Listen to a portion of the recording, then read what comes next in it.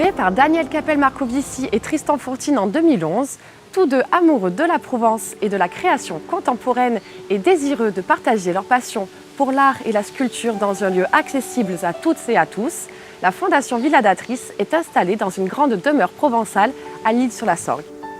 Lieu unique en son genre, entièrement consacré à la sculpture contemporaine et aux réalisations d'œuvres in situ, la Fondation est un véritable espace de création, de culture et d'échange qui témoigne de la pluralité artistique internationale. Depuis son ouverture, plus de 500 artistes reconnus ou émergents, nationaux ou internationaux, y ont été exposés et près de 350 000 visiteurs ont pu aller à la rencontre de leurs œuvres. Une riche programmation, basée sur des expositions thématiques annuelles, a permis à la Villa d'Atrice de développer sa singularité et d'affirmer sa vision personnalisée sur l'art.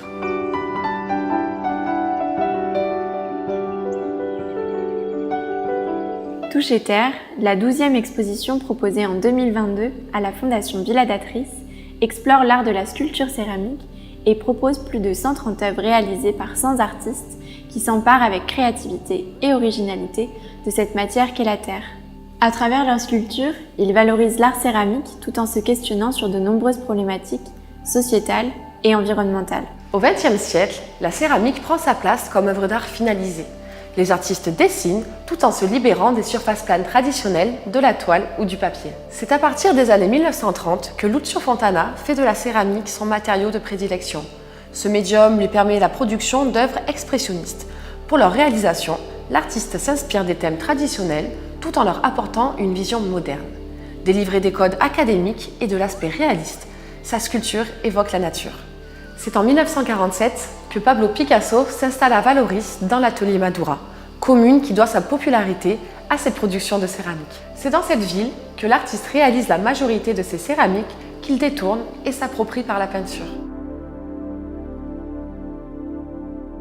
Artiste pluridisciplinaire, Eric Dittmann réalise ses premières céramiques à Vérone en Italie, à partir de poteries décoratives en cours de fabrication. Dans ses sculptures, Barry Flanagan fusionne les éléments du quotidien, l'imaginaire et le fantastique. Dans les années 1980, l'artiste s'intéresse à la technique du raku afin de réaliser une importante série de sculptures en terre cuite, pleines d'énergie et de mouvement. À travers ses sculptures organiques et expérimentales, Marianne Castelli questionne les contraintes. Ses œuvres font écho à des thèmes historiques tels que la préhistoire ou encore le monde de l'intime. Pour sa série Rouleau, elle s'impose une contrainte, celle de travailler uniquement avec les mains. La forme est au centre du travail de Clémentine Dupré, qui se voit comme une constructrice. Sa sculpture, réalisée essentiellement à partir d'argile, dévoile un réseau de connexions et d'arches qui joue avec les notions de vide et de plein.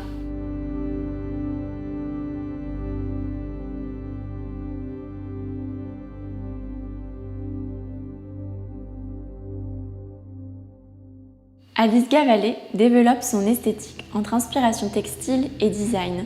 Ses œuvres colorées et ludiques sont créées à partir de patrons que l'on pourrait utiliser pour la couture. Elle évoque l'amusement et l'instinct créatif. Grande coloriste, elle compose ses céramiques à partir de formes disproportionnées, parfois puisées dans les dessins de sa fille Suzy. Les œuvres d'Antoine Renard sont le résultat de recherches autour du corps, du changement et de l'évolution de ce dernier. Réalisée à l'aide d'une imprimante 3D, sa sculpture olfactive, inspirée de la danseuse du peintre Edgar Degas, pose la question du corps dans notre société.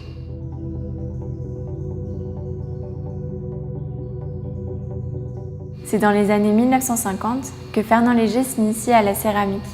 Il s'agit pour lui d'un moyen de sortir de la toile et de s'ouvrir à de nouvelles dimensions, le relief et l'architecture.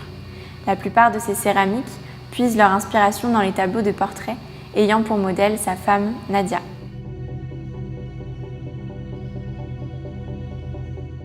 Les terres cuites de Daphné Corrigan rendent hommage à la richesse de ces rencontres. Son œuvre s'inscrit dans une série de têtes colossales recouvertes de grands aplats d'engobes et de motifs que l'artiste utilise de manière récurrente dans ses travaux. La nature a toujours été au centre des préoccupations des artistes. Elle est source d'inspiration, suscite sensibilité et émotion, des fonds marins jusqu'aux forêts. À travers cette thématique, les artistes de l'exposition en dévoilent leur propre représentation. Benoît Pouplard porte un intérêt particulier à l'écologie, la nature, ses transformations et les conséquences du changement climatique. Selon lui, les glaciers sont les espaces sur lesquels nous pouvons au mieux observer ces évolutions. Ces sculptures engagées évoquent la fragilité d'un milieu naturel menacé par l'homme.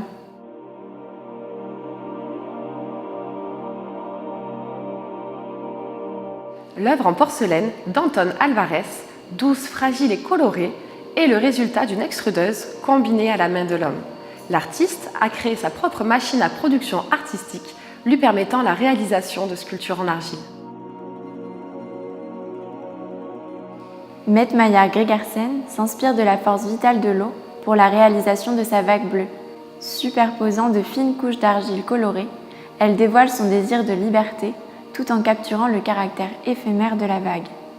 Pour l'artiste, l'œuvre ne résulte pas dans la finalité de sa production, mais dans le processus de réalisation. Brian Rochefort utilise la céramique et les émaux pour créer des sculptures colorées et organiques. Grâce à ses réalisations, il évoque ses voyages et les espèces qui les habitent. Elles résultent d'une réflexion sur certains comportements humains que l'artiste condamne. Le travail de Takuro Kwata résulte d'une réflexion autour de la matière. Entre pop et artisanat, à travers ses œuvres, l'artiste propose une vision contemporaine des techniques traditionnelles de la céramique japonaise.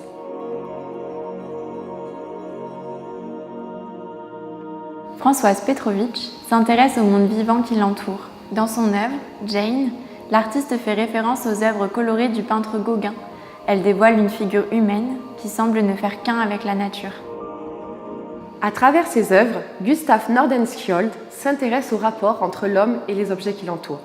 Souvent, il laisse le processus de fabrication devenir une partie de l'œuvre finie, comme une mémoire de sa fabrication. Elsa Guillaume développe une recherche plastique consacrée aux représentations de l'univers marin. À travers ses céramiques, elle crée un lien entre le monde terrestre et le monde marin, tout en soulevant des questions environnementales.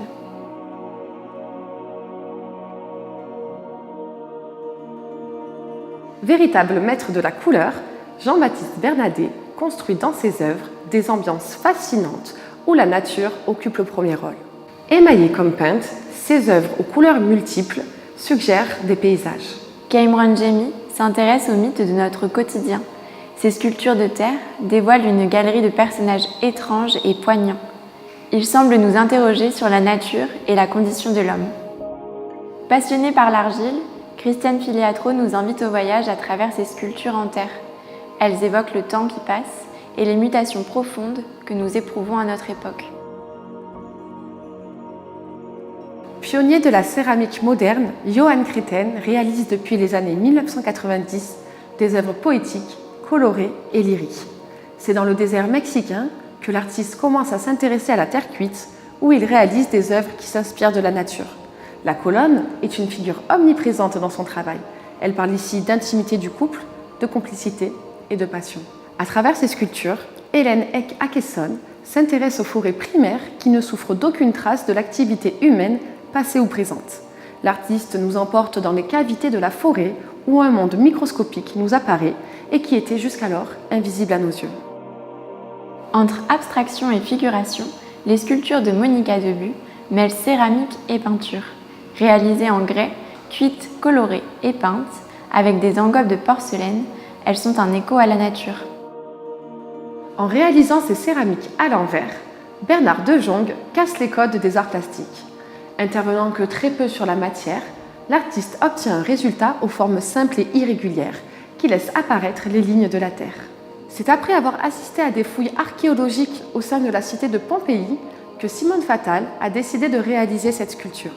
Inspirée par la lumière et les paysages libanais, elle tente de les représenter au sein de ses œuvres abstraites. L'artiste s'inspire de l'archéologie, de l'histoire de l'art et de la mythologie. La représentation d'un homme debout est un des grands motifs récurrents de son œuvre, celui d'un homme résistant, d'un guerrier, faisant écho à son pays d'origine. Pour concevoir ses productions, mais aussi pour laisser apparaître les détails de la Terre, Claude Champy utilise des mouvements amples et forts. Célèbre pour ses émaux sombres, sa sculpture nous rappelle les falaises bretonnes que l'artiste fréquente souvent. Les sculptures de Klara Krystalova s'inscrivent dans un univers sombre, étrange et pourtant familier. À travers ses œuvres d'art, l'artiste souhaite transmettre les émotions qui nous définissent en tant qu'êtres humains, telles que la peur, l'amour, la tristesse ou encore la culpabilité.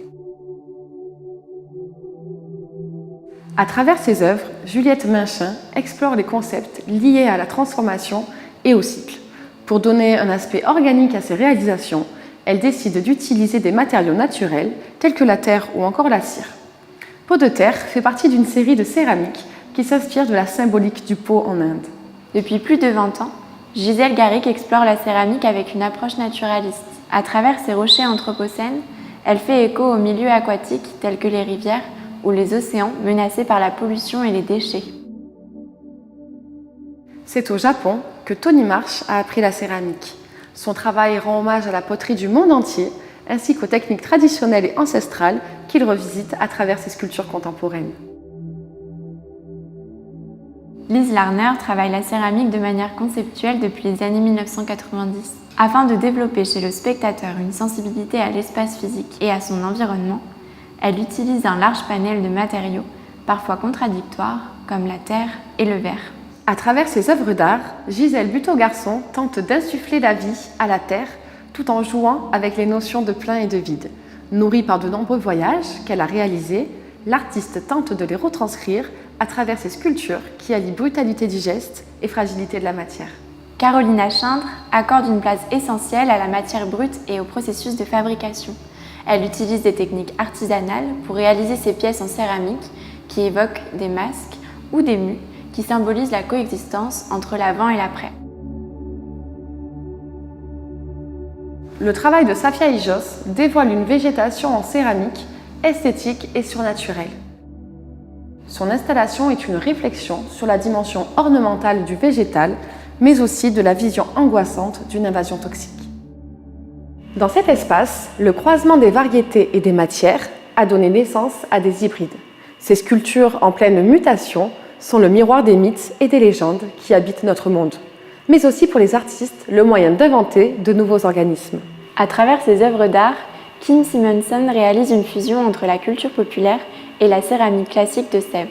Sa sculpture réalisée à partir de céramique et de fibres de nylon relate un véritable conte de fées dans lequel le végétal semble avoir pris possession des corps humains.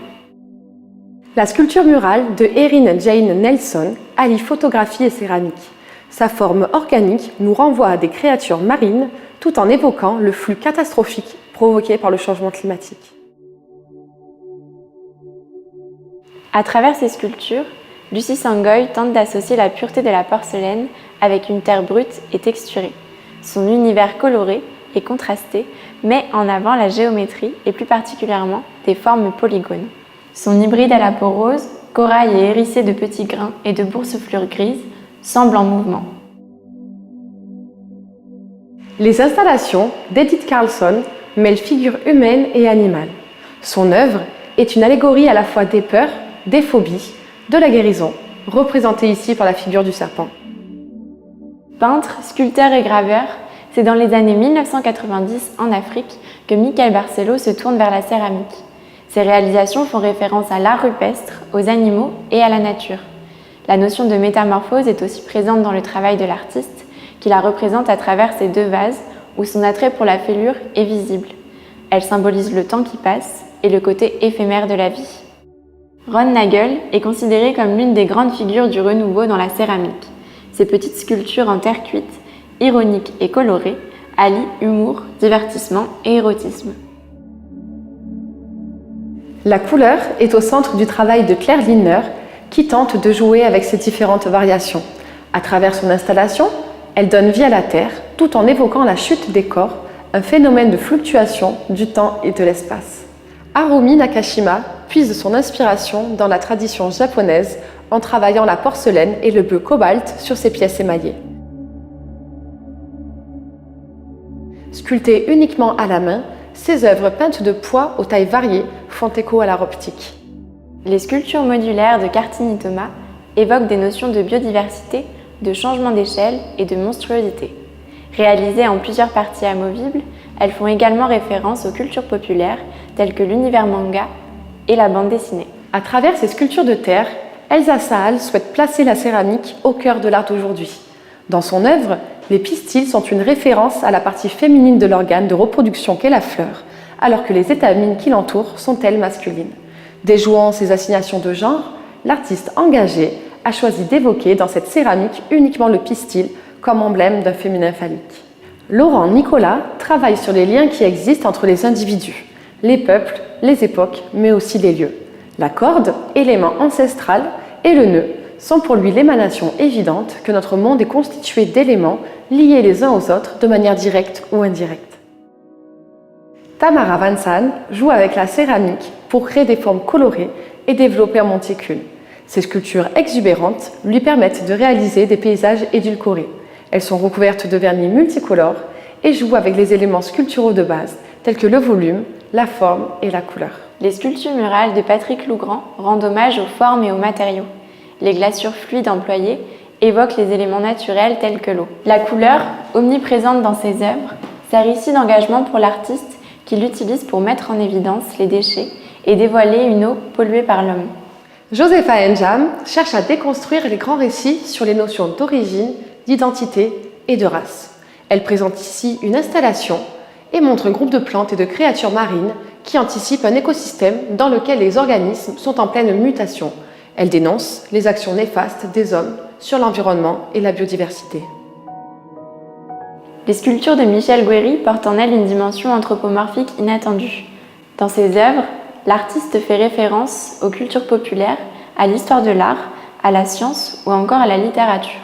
Avec Frère Javel, Michel Guéry fait écho à Marcel Duchamp, mais rappelle également les études anatomiques pour la conservation des corps du scientifique Honoré Fragonard. La série Mes Amis trouve son origine dans le livre de l'écrivain français Emmanuel Bove. L'univers de Corentin Grossman mélange diverses influences iconographiques de la peinture médiévale aux arts populaires. Son œuvre Chanet revisite l'iconographie du chat et de ses variations fantastiques mises en scène depuis l'Antiquité jusqu'à aujourd'hui sur Internet. À travers cette thématique liée à l'archéologie, les artistes exposés témoignent de leur volonté d'en savoir plus sur notre passé, de conserver les fragments et les connaissances d'un temps qui n'est plus. Pour Ornaghi et Pressinari, les œuvres se révèlent être des éléments fragiles et intimes de notre quotidien. Pour leur série Rétrovarsie, chaque vase a été brisé, puis réassemblé, après que certains morceaux aient été émaillés et d'autres remplacés par de l'or. Il reste pourtant des lacunes visibles, mais ici, la cassure ne détruit pas l'œuvre, puisqu'elle crée un motif imprévisible. À travers ses œuvres d'art, Luigi Menolfi montre son intérêt pour son environnement. Ses sculptures murales évoquent un désir de retour à la nature, tant dans les formes que dans les matériaux utilisés, tels que le bois, le plâtre ou bien comme dans cette œuvre, la terre cuite. Le cabinet de curiosité de Salvatore Arencio présente des sculptures de terre modelées directement sur des objets et des formes organiques qui disparaissent à la cuisson. Grâce à ce procédé, l'artiste atténue la frontière subtile entre nature et artefact, tout en exprimant la fragilité du temps. À travers ces sculptures, Dominique Engel crée un lien entre l'espace et le temps. Réalisée à partir de maquettes, elle rend hommage au surréalisme et à l'écriture.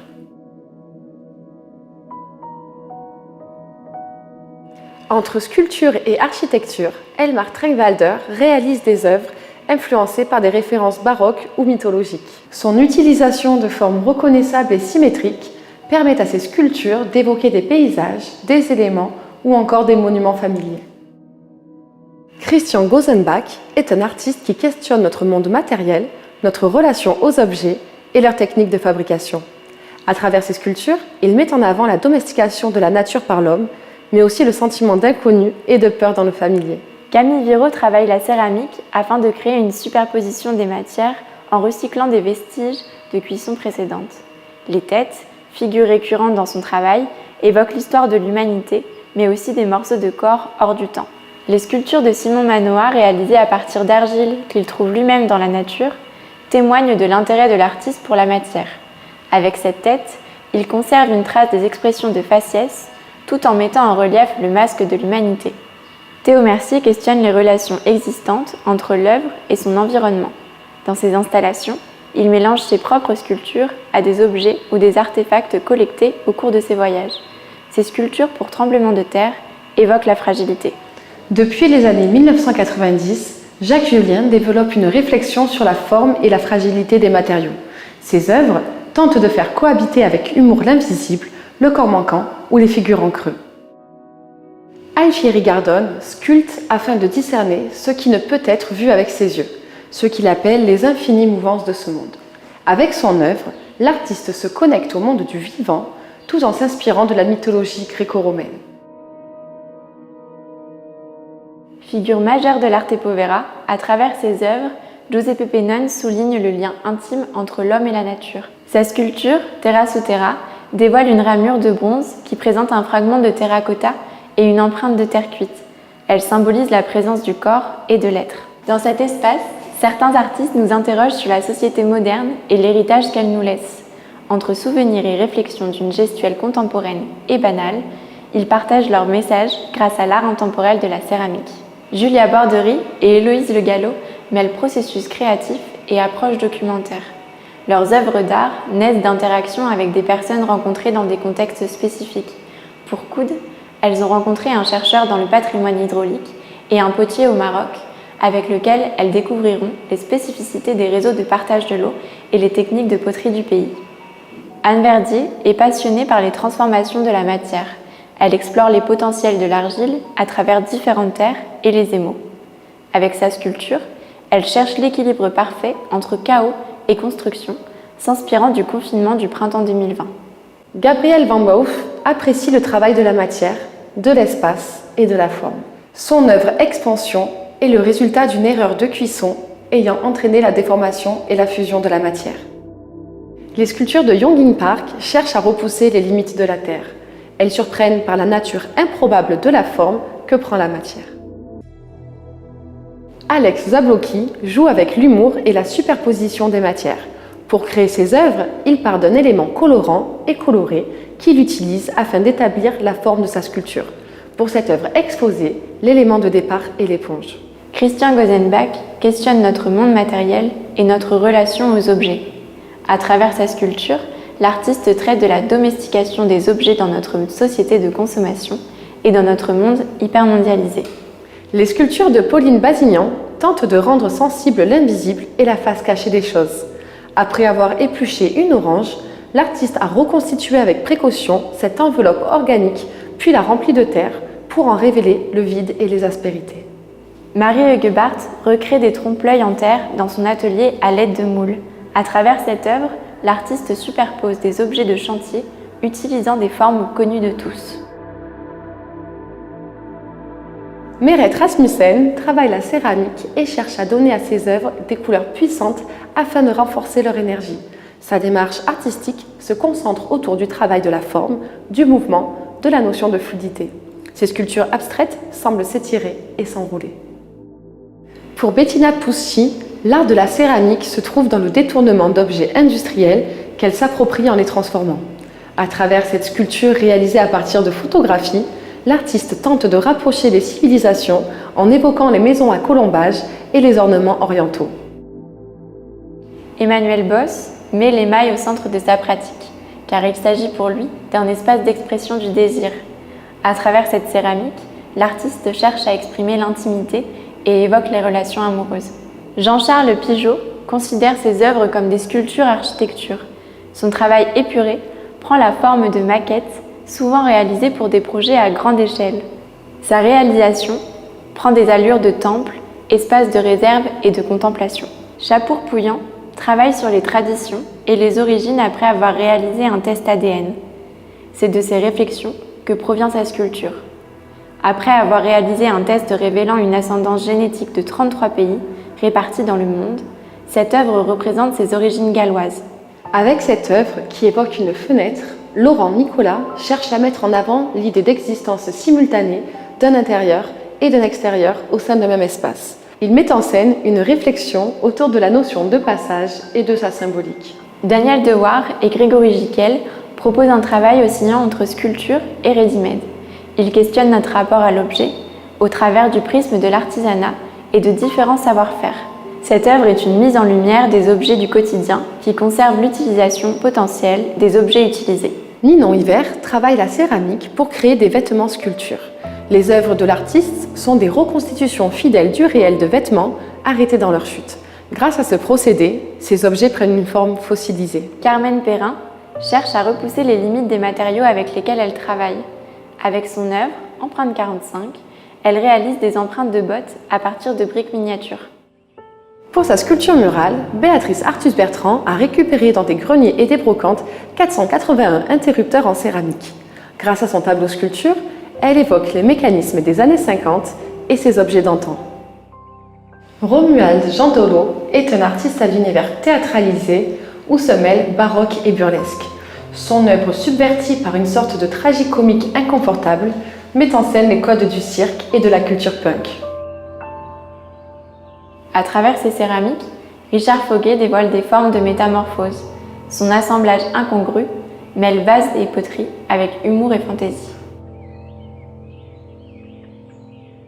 Pour Catherine Brett-Brownstone, la terre permet de redécouvrir les gestes simples dans l'art. Avec sa série de couvre-chefs de porcelaine, elle fait référence aux coiffes traditionnelles. Cet espace de l'exposition rend hommage à un art engagé et revendicateur. À travers leurs réalisations, les artistes tentent de faire passer un message et de mettre en lumière une cause, qu'elle soit sociale, politique ou encore environnementale. Les œuvres engagées de Suzanne Husky questionnent nos comportements, nos pratiques quotidiennes et notre conscience collective. Entre humour et poésie, son œuvre qui évoque les poteries révolutionnaires met en avant les zones à défendre et l'écologie. L'œuvre d'Anne Benzel fait référence aux Femen, activiste ukrainienne qui milite pour l'égalité entre les hommes et les femmes, mais aussi contre la guerre et la domination. Ce buste lacéré évoque les sculptures classiques tout en renvoyant aux violences subies. Dans ses créations, Too Greenfort aborde différentes problématiques comme la nature, la culture, l'environnement ou encore l'écologie. Ces céramiques hexagonales émaillées de différentes couleurs montrent des motifs floraux et les plantes invasives ou en voie de disparition. Les œuvres de Marion Verboom sont un agencement de formes et de matières. Sa composition murale, modelée en terre puis émaillée, est une séquence faisant apparaître l'intérieur du volume souligné par le néon. Les œuvres de Rodolphe Huguet sont politiques, engagées et font écho à notre propre monde.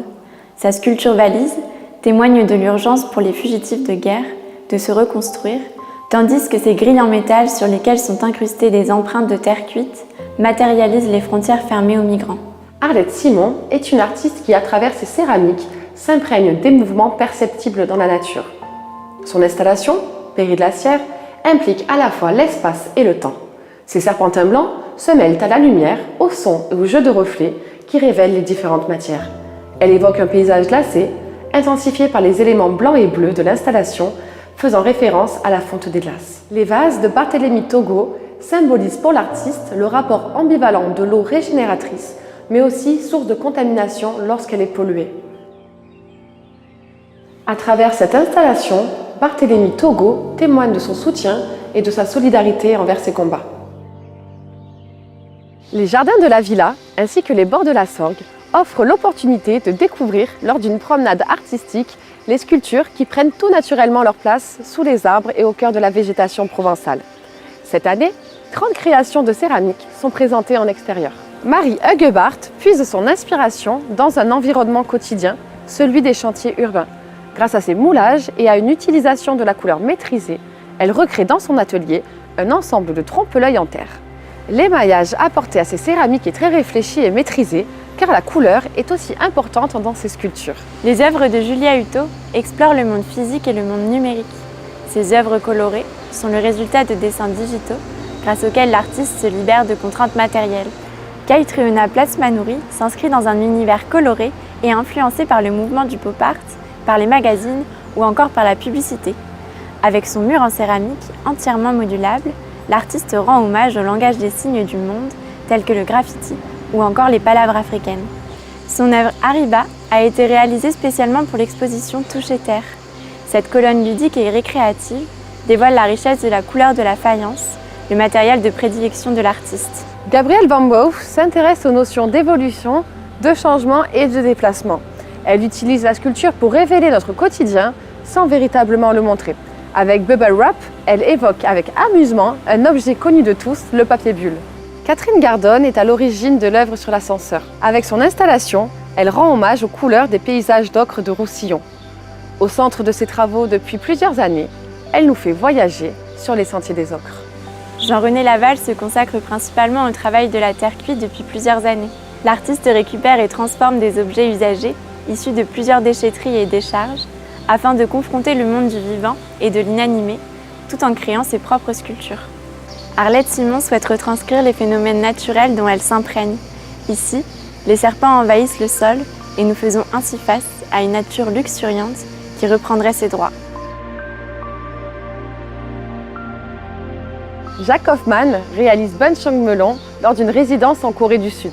Pour l'artiste, l'utilisation de la technique du buncheong, qui consiste en un émaillage gris-vert et un engobe blanc, peut être définie comme une voie libre pour la décoration.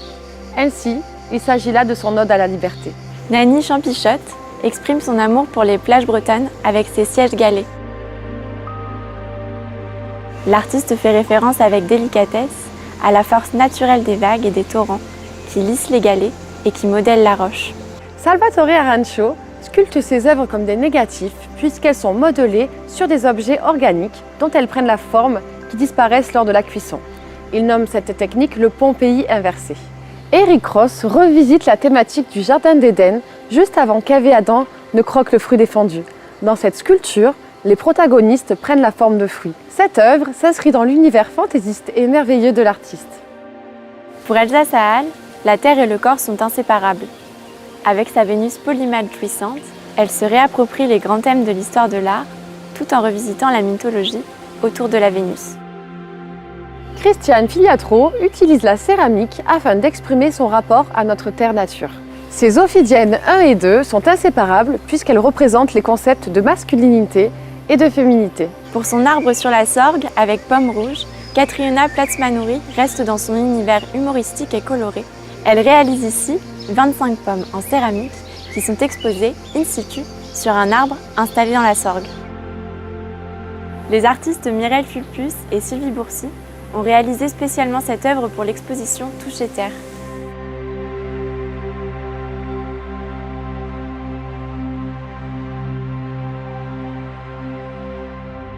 Ici, la céramique industrielle permet de dénoncer la fonte des glaces et le réchauffement climatique. L'installation in situ de Safia Ijos présente une double réflexion sur la dimension ornementale du végétal et une invasion de la nature. Son œuvre représente une forêt qui semble envahir le jardin de la Fondation. Maria Anna Vasco Costa laisse libre cours à une immense créativité.